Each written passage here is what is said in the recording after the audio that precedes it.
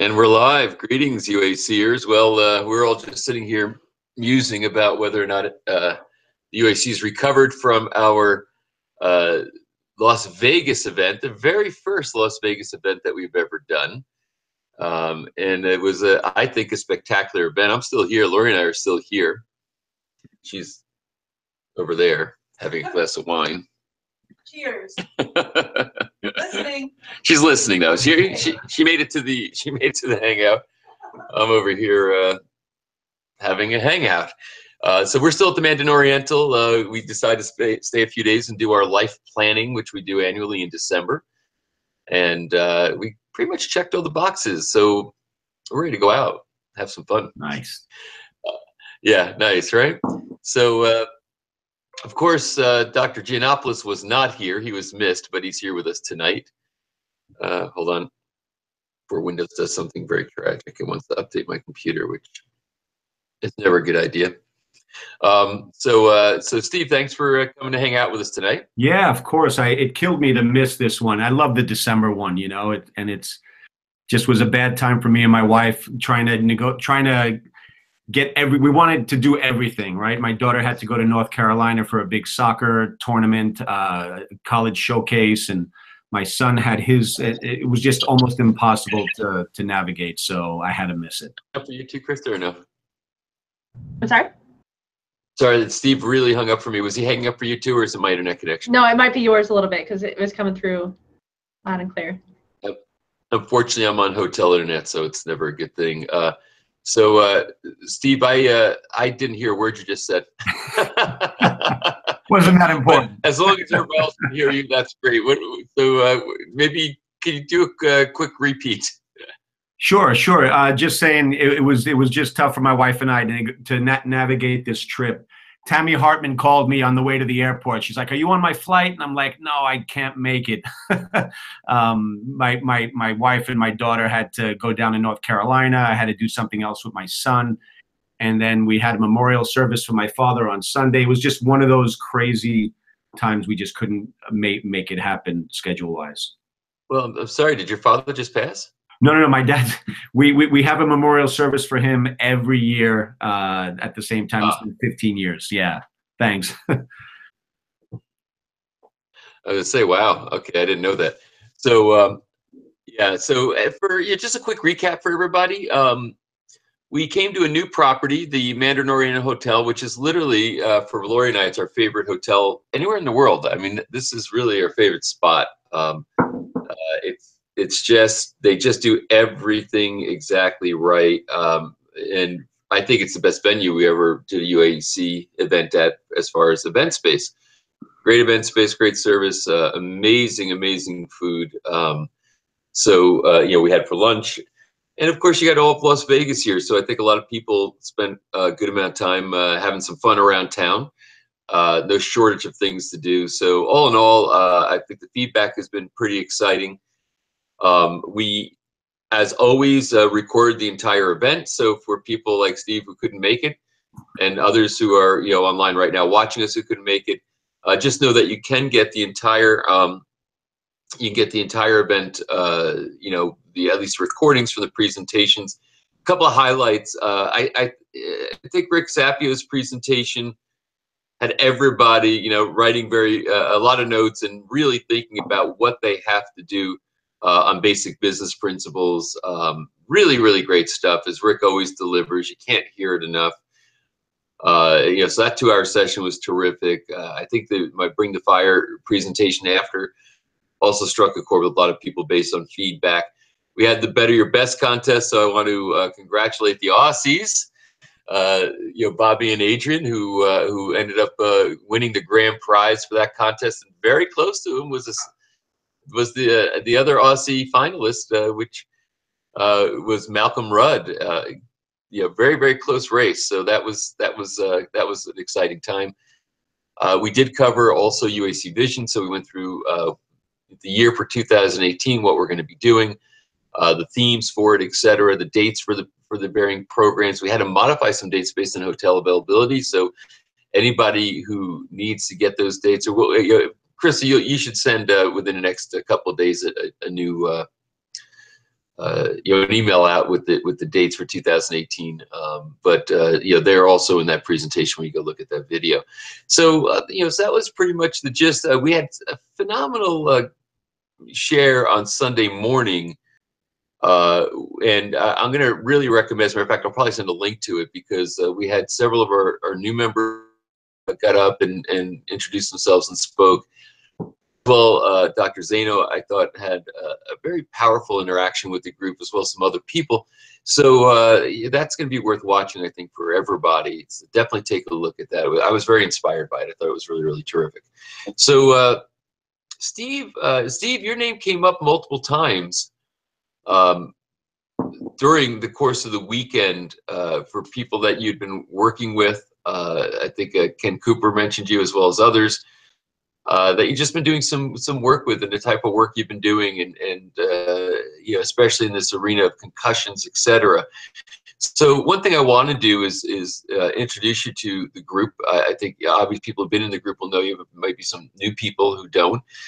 So if you would, maybe just give a quick thumbnail of your background, and what Australia took.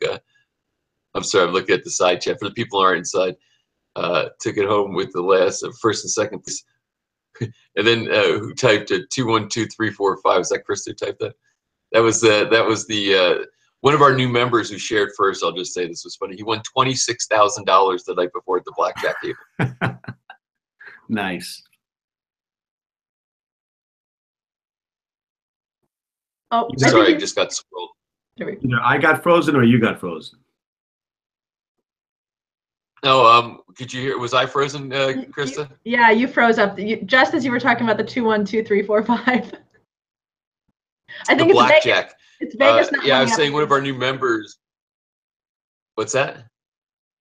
I said I think it's Vegas not wanting everybody to know the secret. Yeah, maybe. Yeah, they're probably monitoring this channel. Yeah, we had one of our new members win $26,000 at the blackjack table. So the first share of the morning was how he did it, which I think a lot of people went out and then tried the system. So anyway, so Steve, if you would just talk a little bit about your background, and then let's dive into some of the work you're doing. Sure. I'm one of the founding members of the UAC. So we go back, I think, is it 2008 or 2009? I think we're coming up. This completed our 10th year. Yeah. So I'm very proud. This completed our 10th year of UAC. Yeah.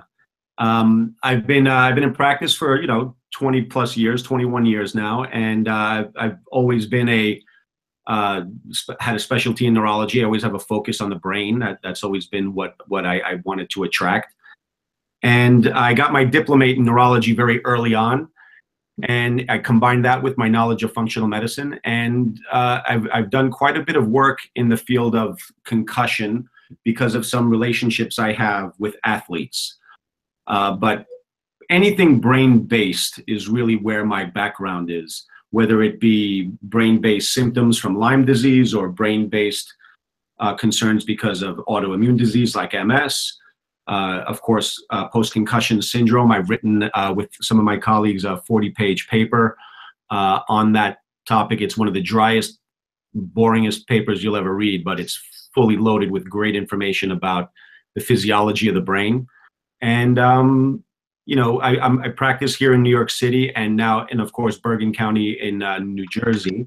But it's a very limited practice. I'm doing a lot less hands-on, and I'm doing a lot more co-management of cases with doctors like yourselves.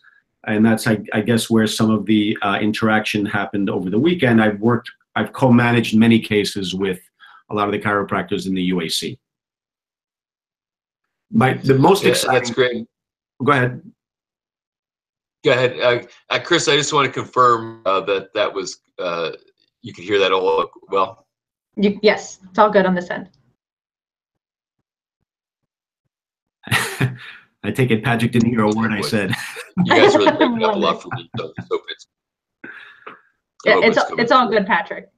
What's that? It's all good on this end. I think it's just yours is just a little choppy with the Mandarin. Yeah. So I'm gonna just have to assume it's all great there. It's I have to apologize. I'm at home. I have gigabit service, and I'm hardwired in. So here it's probably just barely fast enough to run video. But we'll keep going. As long as I know everybody else can hear, I already know Steve's background story. So anyway, yeah. So as Steve was saying, he really does handle a lot of the tough cases. He helps to co-manage a lot of cases in the UAC. He's got his diplomate in neurology, and it's really fascinating, to look at how he practices and how he's created sort of this extended practice. It's a bit of a different model around the globe as far as working with other doctors and helping to co-manage cases, showing up at their offices, etc. So the brain-based approach that he utilizes is really effective in dealing with a lot of complex cases, and I think it's terrific to watch chiropractors collaborate because we're one of the few professions, I believe, as practitioners that become very insular, and we isolate, and we don't ever co-manage. We're just kind of like we're just doing it on our own, and to whatever degree we can, as compared to saying, maybe there's other influences we can bring into this case that can really help serve the patient. And I think that's something that Steve's been doing very, very effectively out there in the world. So also, you've been doing concussion roulette with Dr. Brad Glowacki. Yes.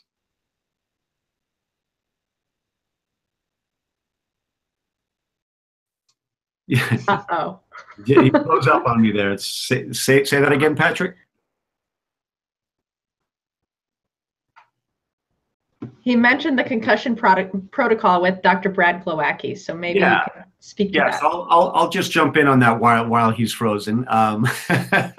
So Brad had asked me to kind of bring in, Brad understands that it's chiropractic care that gets people well, and that that'll never change. Sometimes there are influences that make it more difficult for somebody to get better when they've experienced certain types of injuries, particularly when it comes to the brain. So I provided some of the languaging, some of the understanding for the doctors who were at concussion roulette. We did it at a great venue. We did it at the Rose Bowl. It's kind of like the mecca for college football. And what we provided was a certain literacy for the doctors in concussion. That literacy is, allowing them to get out there and speak professionally about concussion. What are the issues? What are some of the things that are going on? We got to share some really cool new technologies that are super cheap, that people can use, that doctors can use as a pre and post assessment. You always want to develop those relationships in your community where you've seen these patients, athletes, whatever, prior to any injury. So you have a baseline. Your office becomes that place where they have to go back and get retested. And Brad understands how to communicate a complex message. So we can get to the far side of simplicity on the far side of complexity. I provide the complexity. Brad brings the simplicity on the far side of complexity for communication purposes. And it's just a great weekend. And we offer certain types of services for people where if they do have a case that's complicated, they can refer me into their practices. As opposed to referring a patient out to me, they can refer me into their practice, and it's been working pretty well. So it's an exciting model. We've done it twice. This year was far better than last year, and last year I thought was great too. So it's only getting better. Excellent. So you hear my voice now. I just shut off my video just in the hopes that it will work better and I'll free up some bandwidth. Hopefully everybody could hear me okay at this point. Do you hear me okay, Steve? So far so good. Yep. Yeah, you're frozen. Everybody's frozen. All right, you're unfrozen. Can you hear me okay? Yes, I can. All right, good. So I'm sorry, guys, that I have to be off camera, and hopefully this is going to solve the problem. And I hate technical issues, but I'm literally a slave to the hotel's internet. So so Steve, what would you say is one of the things that most chiropractors don't understand that they should understand when it comes to understanding the brain, subluxation, and the adjustment? When it comes to subluxation and the adjustment, I think the community that we attract, particularly the UAC, Brad, they understand it wholeheartedly. I don't think the issue is with subluxation or chiropractic. Matter of fact, if anything, too many doctors move away from chiropractic in order to do other things. I will say that it's kind of like with scoliosis. I work with scoliosis quite a bit as well. And you don't want to start, you want to go as specific as possible. I really have been enjoying the tonal techniques and the very specific techniques that address the atlas when it comes to concussion. And that probably has a lot to do with the brain's ability to produce energy. After a concussion, the ability to produce energy is pretty much compromised. And if you start moving everything, you know, I hate to use the term the flying seven. I like to think we're all not doing that. But if you do the flying seven on somebody whose brain is not producing energy, there's going to be a great demand for more energy, and that is going to result in a crash. So I find that the more specific low force techniques applied to the atlas are most effective with my concussion or brain-based cases. That's actually very interesting. When you say that, I'd like to dig into this a little deeper. The brain's ability to produce energy. Yep. The mechanisms a little bit. In other words, you're saying it's downgraded in its processing power to a degree. So yeah. Overstimulation, you know, through a lot of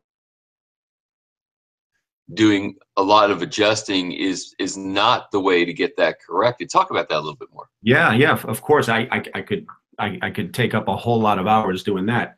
But I will say that when we experience a concussion, there's something dramatic that happens, and the way the brain heals is that it starts to fire up those pumps that require a lot of ATP or energy, and that's to kind of bring ions back to where they belong, and that is a dramatic increase right after the injury. However, there's a protective mechanism that actually decreases flow of glucose to the brain, fuel to the brain by 50% after an injury. So the demand, it's a paradox. The demand goes up, but the delivery goes down. So you're told to just kind of put on a pair of sunglasses, sit in a dark room and wait it out. And that is not a good idea. But running around is also not a good idea. So what we do is we say, all right, what are the mechanisms in which the brain would heal from an evolutionary standpoint? Now we know like a military blast injury would have killed somebody. So if those people are alive, it's because of the great doctors that got their hands on them. But the kind of concussion we experience in sports, mild traumatic brain injury is the terminology that they use. We're supposed to heal 100% from that. I always say that we genetically come from a place, you know, from probably 15,000 years ago, where it was a pretty harsh environment. And those harsh environments gave us one of two situations. We either had extreme health and fitness, or we died. There was no, I have brain fog, I'm you know, pre-diabetic, fat and lazy 14,000 years ago. You were either extremely fit and healthy, or you were dead. So when it came to brain injury, we adapted to trauma, and either if it didn't kill us, we healed 100%. We had to heal 100% to survive. Knowing that, what would prevent that from happening in a modern world? And that has a lot to do with energy production. So the brain uses 30% of our fuel. It's 2% of our body weight uses 30% of our fuel. And our fuel, for most of us, especially if you're a young kid playing football, 99% of your fuel is glucose. But we are a hybrid kind of an engine that can burn a different kind of fuel derived from fat, and we call that ketone.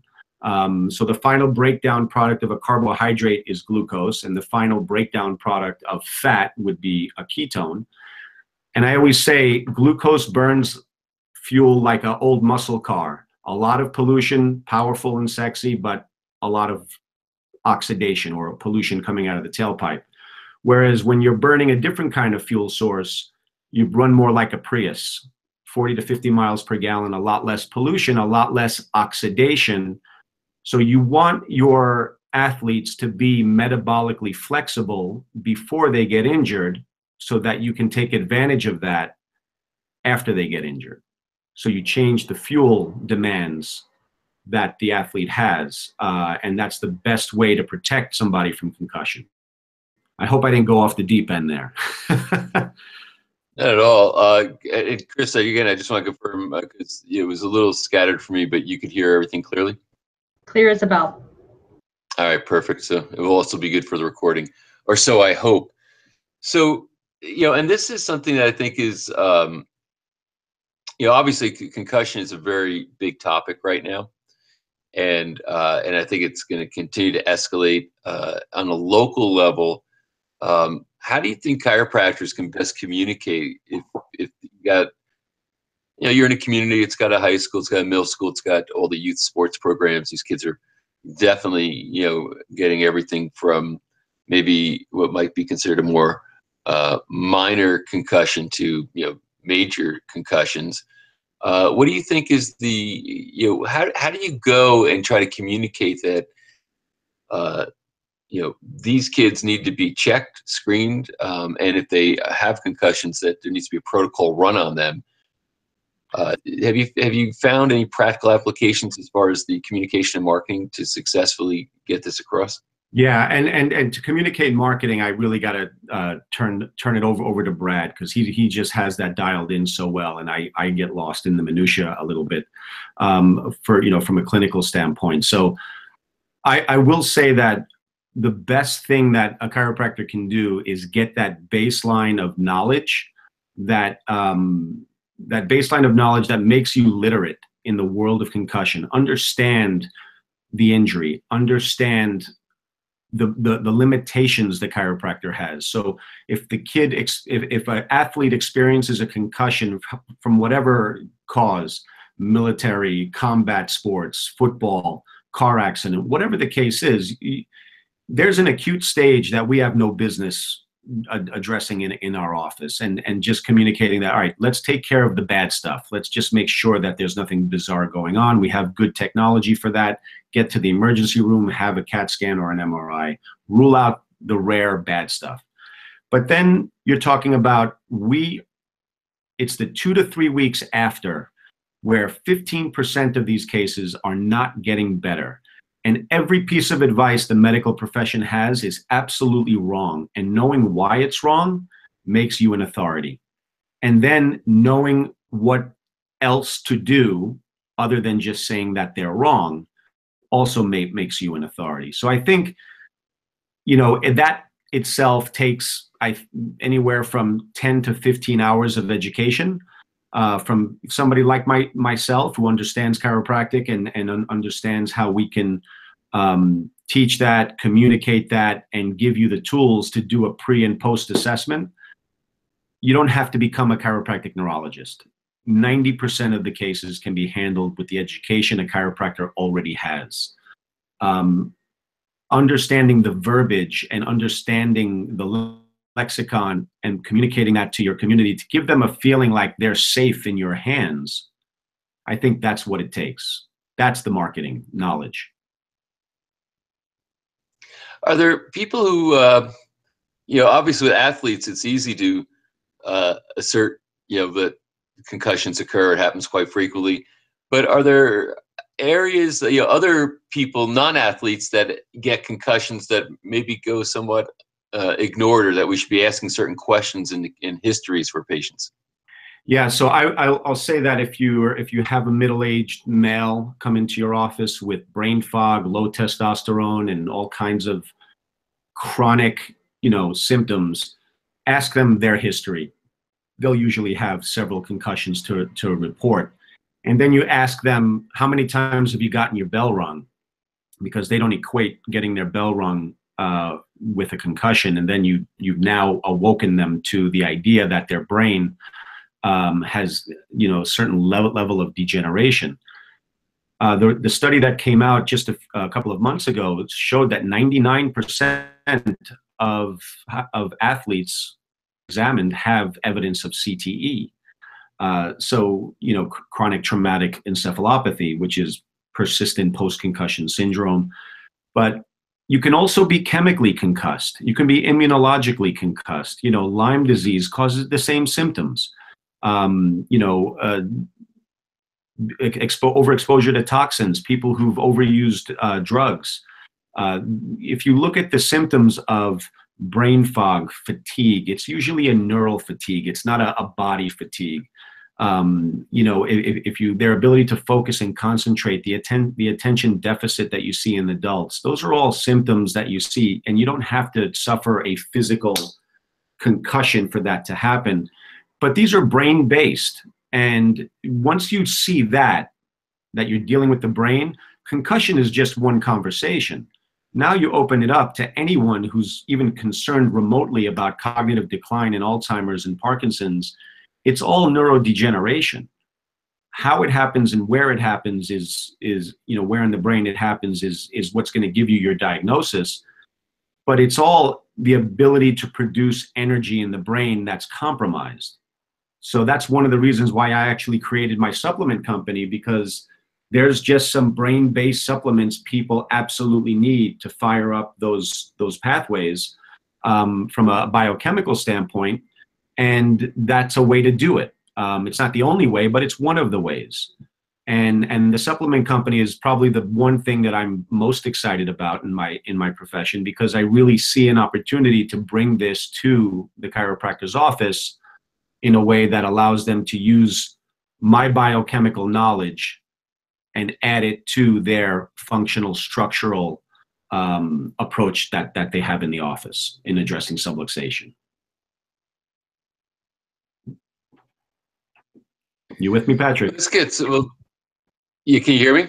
Yes.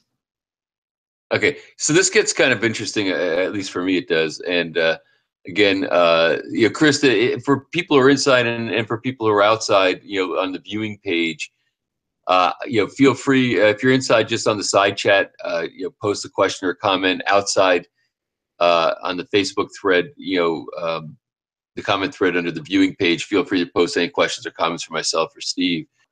Now, this is interesting because you talked about the context was that you could be chemically concussed, that there's other forms of brain assault, I guess is the best way I'd say it, that can create very similar symptoms to the mechanical concussion, that occurs, which basically we're back to the three stresses that cause subluxation. So this all kind of ties into, I mean, would you characterize this as a brain-based, subluxation context, that this is a part of the neurology of subluxation?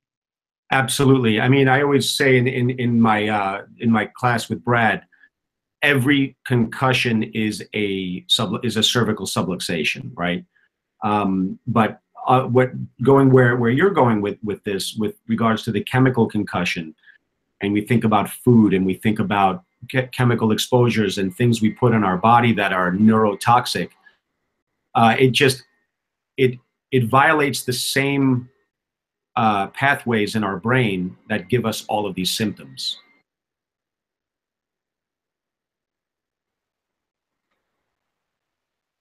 Sorry, okay, I just had to come off mute. So you talked about, now let's talk about some of your business activities. Mm-hmm. You launched a supplement company. Yeah. So, we had a lot of discussion this past weekend about the varying activities of UAC members, and the fact that we have, people who are, initiating parallel businesses, areas of passion that are typically related to their work in chiropractic. So talk about your supplement company a little bit and what you're doing. Absolutely. Okay. So give me just 1 second, Patrick. Hold on 1 second. Go ahead. Sorry about that. No worries. I'm in my office. I'm not monitoring the external page, so I'm sure you are. So go ahead, Steve. So with the supplement company, that was born out, out of necessity. I had been fasting my patients since 2009, 2010, because in order to kick on that alternative fuel mechanism for brain-based disorders, fuel supply, and that can happen with fasting. But certain kinds of fasting are just difficult for a lot of people, especially people with brain-based disorders. And a lot of the initial brain-based disorders I was seeing was neurodegeneration in older people. So fasting people for 5 days was difficult, to say the least. But there was this burgeoning idea of giving people exogenous ketones. And I just didn't feel like I could hand somebody what was out there, something that I could stand behind as a product I want them to take. So I formulated my own. And I didn't know anything about the supplement business, but I got lucky and stumbled on a few relationships that allowed me to get into that business with very little investment, to the point where if only I sold it to the people I know, I would do fine. I didn't start with, I'm going to start a big giant company. I did that, and I started to learn a little bit, and I got in on a very expensive side of the market, but because I formulated something that was a little bit too much from as far as what the existing market was out there, but I created a great product for patients. And now it's starting to grow. And as I get out there and I speak, the exogenous ketone, that product that we're supplying, is really effective at helping the brain, even to the point where if you're a senior citizen, you don't really have to make that many lifestyle changes and you will benefit greatly. Part of that reason is because the older brain actually will soak up ketones, preferably, as opposed to the younger brain has to be more trained for that. But that started the whole supplement idea, and having drinkable supplements and things that I could stand behind. And that to me was very exciting, because now I can take my knowledge and provide a product, provide something that everyone can use with a little bit of education. And that's where the, getting out there and being a voice for other doctors and giving them an opportunity to be able to offer the same service without them having to get my last 20 years of education. So that's the challenge. That's, really getting it out there. It's been a challenge because as the supplement company has been growing, and the name is Serene, it takes my attention away, right? So Patrick, you've experienced this. You're being pulled, not in different directions, all in the same direction, but there's a lot of demand being placed on my time. So I'm at a point where I'm considering bringing on a partner, an investor, a interim CEO, a full-time CEO, because it's starting to grow out of my hands right now. And that's, something I don't have a lot of experience with. It's always been about me and my practice, and I always had a handle on things. This is growing, and it's growing to a point where I need to start making some decisions. Otherwise, it's going to die on the vine. Yeah, it's the entrepreneurial dilemma. And typically, we start businesses very often because we're trying to solve a problem that nobody else can solve in the way that's satisfying to us, right? Right. And incidentally, not only is it true, but it's also a very powerful aspect of the marketing message. I created this because I have this area of expertise. There's nothing in the marketplace that could solve this issue. So I had to go out and solve it myself by creating this product. If you look at the My Pillow, who says, I couldn't find a pillow that my neck would hurt. I tried this, I tried this, I tried this. None of these worked for me. Till finally, I after 10 years of working, or whatever, I'm making up, some of the timelines or the copy, but the idea is saying I finally solved the problem, and here's how I did it. And now you can enjoy, the benefits of my years of work and struggle to get this all, figured out. And in your case, very, very true, because like you said, you've been a UAC member for 10 years. We've known each other for a long time. I've watched the varying, facets of what you've been through, and like everything that's a startup, that's a passion. When you have another full-time business, when you go, we get we think that, oh, we got the product development done, we figured out how to kind of fund some inventory, and now we're done. And the reality is, you haven't quite made it to first base. You know, there's a whole different dimension to scaling a business, or actually, you know, in phase. You're not time to scale. It's just time to solidify it. But everything you said is the right thing to do. You can try to, you know, basically keep it a very low scale business and operate it kind of part time. Or you can start to bring in investment dollars. You know, self-funding these projects, of course, can bleed you dry. I've been through that many times where, you know, my passion gets me to self-fund a project and start dumping all kinds of cash in just out of a cash flow of another business, you know, which is never fun. So you want to use other people's money, and with the money you want to get some brains, and then you put the right people on the right seats on the bus, and then you know, kind of iterate, you know, saying, okay, you know, our next step to get to is you know, maybe cash flow neutral, you know, and then, you know, then from there, okay, now we need to, you know, figure out distribution and marketing and start to scale it up to another level. And you know, over time you get there. I mean, you know, when I went through it many years ago, I've been through it a few times, but I ran CLA while I was in full-time practice, although I had an associate that was running things for almost 4.5 years. And then it came a point to make the decision. I had to commit one way or the other, and that's why I decided to sell my practice and commit full-time to CLA and the technology, et cetera. So, so it's an interesting business case to observe your expertise and background, the dynamics of the marketplace, the need for a nutritional product that could support, you know, this type of brain-based care. And then actually launching a business there, that's a very time intensive and capital intensive thing to do. So you're in the heat of it right now, and I can tell you, knowing many of the other UAC members, they're in the middle of such things also. So you're not alone. Yeah. And of course, if there's ever times that, as you're sourcing, you're looking for certain people, certain, you know, maybe there's some people here that say, hey, I'd rather invest in your project than I would a 401k, you know, or an IRA. So you know, if you've got any type of a fundraising offer and a business plan, you know, I'd put it in front of the group. You never know. That might be one area to raise some dollars to help make this thing go. Anyway, so all I could say is, we feel your pain, but we also have a great deal of enthusiasm for what you're doing. Isn't it great though? I mean, it's really exciting. The energy comes, the energy to do it. That it's such a pain in the ass, because the busier the company gets, and it's not like I can pull money out. You know, there's no pulling money out of this thing for quite some time. So the more it draws my attention away from other things, you know, from my practice, let's say. Well, now, my practice is what's funding my life. If I take a time away from there and I move it to Serene, it's fun, it's great, but it's a balancing act.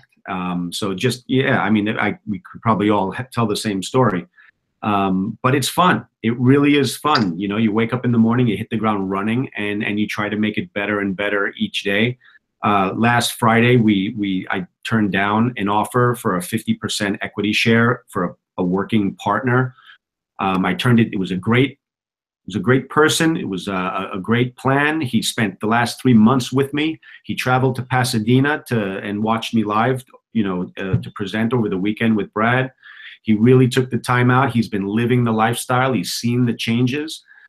He's got great relationships and fundraising, but I turned him down because it's only been 9 months. And how can I evaluate his 50% share? How can I dilute myself 50% when the company even hasn't had a chance to grow any sprouts yet, you know?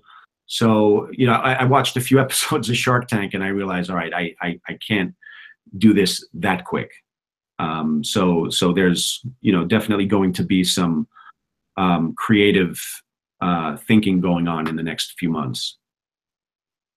Yeah, a little bit that got garbled for me, but like anything else, you know, people coming in, if a guy makes a 50% offer, you know, there's so many things to consider. You know, an early stage company, it's a high risk thing. Did they bring enough capital? Did they bring enough brains?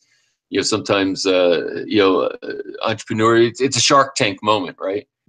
It's like, okay, one of the sharks going to are making an offer, and they want a big chunk of the company, but the answer is the company worth a lot more with them in it and their cash than it is without them and on your own.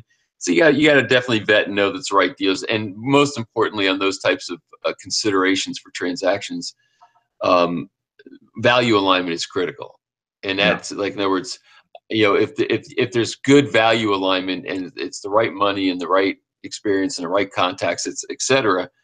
We a lot of times I think insurers make a mistake because they have these fantasies about what their business is worth, and the reality is, until you can turn a certain corner and get a certain amount of predictable revenue, that's recurring, that's coming in, and blah blah blah, it's an extraordinarily high risk venture. And I know that when you got angels coming in to invest, that they're going to take, because the risk is so high, they get a big reward. But a lot of times, just for you and for others who are listening, the way you structure those deals is saying, hey, listen, we're going to hit certain I value the company at X million, and here's our business plan, here's the milestones we're going to hit. And typically what they'll say is, okay, you valued at that, so I'm going to put in, I'll take 25% and I'll put in this much cash based on 25% of the value of the company. But if you don't hit those milestones, there's going to be penalties where I'm going to be getting more and more of the company back. So if you're not full of shit, then I'll stay at 25%. But if you're full of shit and you don't deliver, I'm going to end up with the majority of this company, so I can take control of it because my money is in it. So right. There's a lot of ways those deals get structured. Incidentally, Dr. Matt Turner has got he's got a comment for you that he'd like to make. So Matt, if you can come off mute and go ahead and make that comment, that'd be great. Sure thing. Can you guys hear me? Yeah. Yes. All right. Hey, Steve, I was hoping to see you this past weekend. I wanted to give you a big hug. Oh man, I gotta tell you, it killed me to not be there. I wanted to share with the group back in March when I saw Steve at the UAC in Jersey. I walked up to him and I kind of explained to him some issues I was having. And last year I wound up in the emergency room twice because I was experiencing what felt like stroke-like symptoms, numbness, tingling, lightheadedness, slurred speech, just weird stuff that just kind of came out of nowhere. So I got hooked up with every possible test you could think of, MRIs, CAT scans, you name it. Everything came back clear. Great news, I'm not dying, but I had absolutely no idea why these episodes were happening, and they happened a few times. So I kind of described this to Steve, and he said, you know what, why don't you give me a call on Monday? We'll kind of discuss it on the phone.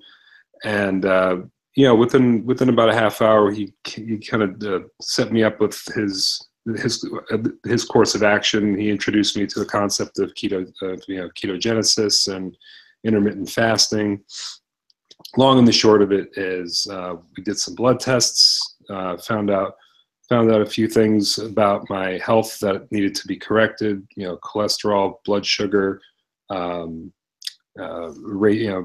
ratio. So he put me on a program. 8 weeks later, dropped 22 pounds. My cholesterol dropped 45 points. Doctor said he's never seen that in the 20 years that he's been practicing. He's never seen a 45-point drop without using statins at all. Energy's through the roof. Haven't had one of those episodes since we did this, and that's 9 months ago or 8 months ago. So yeah, I love you. Thank you. I love you too, man. Thanks. So I just felt like everyone here knows you're a mad genius. So just wanted to share that though. Thank you, man. I appreciate that. Pleasure. So I got one follow-up comment on that, and then Brenda it will take as final. We try to get these done in 45 minutes, so I'll let Brenda. She's got one final question, and then I think we can call it.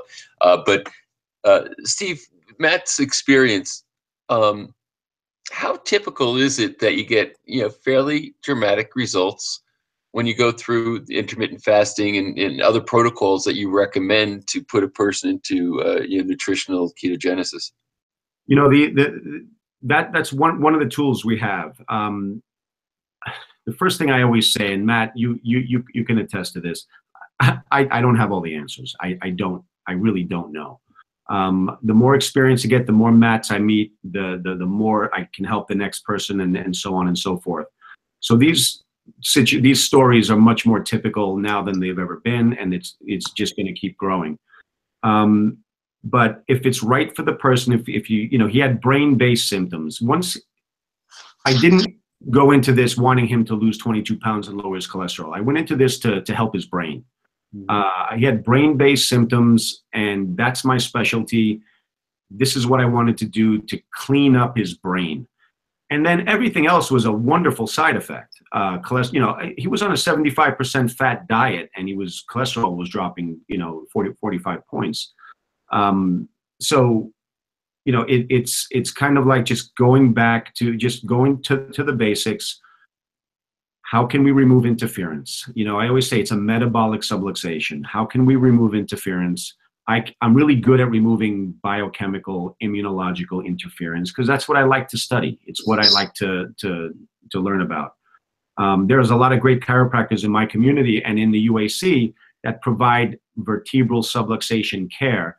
And if I can step in while that person is receiving that care and remove biochemical interference, then we have a special program or a special product.